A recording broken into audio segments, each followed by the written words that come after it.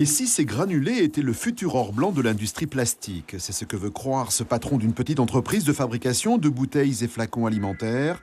Dans le sud-ouest de l'Hexagone, ce spécialiste des emballages s'est lancé dans la fabrication de contenants biodégradables à partir de la bagasse, ce résidu de la canne à sucre.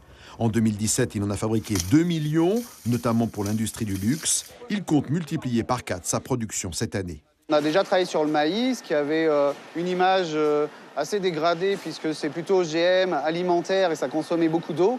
Donc naturellement, en regardant ce qu'on pouvait utiliser sur la planète comme ressource, on a trouvé que la bagasse de canne à sucre s'y prêtait particulièrement. Et ses qualités aussi techniques nous permettaient d'avancer et de travailler sur des nouvelles formulations pour arriver à faire nos bouteilles et nos flacons ici dans notre usine. Tout commence en Inde, où la bagasse est transformée en ces grains fins dans une usine spécialisée. Une fois en France, ils sont mélangés avec d'autres produits végétaux et moulés pour devenir de petites éprouvettes qui donneront, une fois chauffées et comprimées, de véritables bouteilles ou flacons plastiques entièrement biodégradables.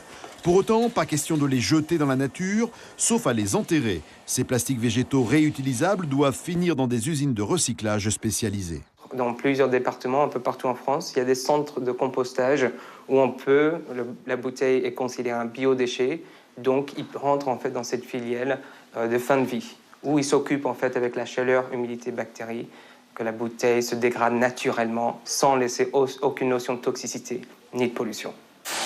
Un marché à fort potentiel que celui des emballages biodégradables, car la loi de transition énergétique impose la fin des plastiques pétrochimiques d'ici à 2025. Les Antilles et la Réunion, terre de canne à sucre, sont bien évidemment hautement intéressés. Un projet d'installation d'une usine de fabrication de telles bouteilles est en cours en Martinique, tant pour le marché local que pour conquérir les marchés sud- et nord-américains. On a envie d'installer cette unité de production sous forme de franchise.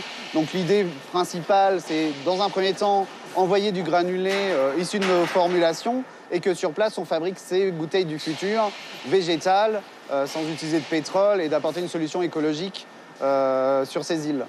Restent plusieurs problèmes, savoir si la ressource en bagasse est suffisante sur place et surtout, manque pour l'heure d'une usine de transformation de la matière première en grains plastiques. Un investissement conséquent, 2 millions d'euros environ, plus la mise en œuvre d'une filière de recyclage spécialisée. Le prix à payer pour préserver un peu plus l'environnement et pour créer une industrie d'avenir.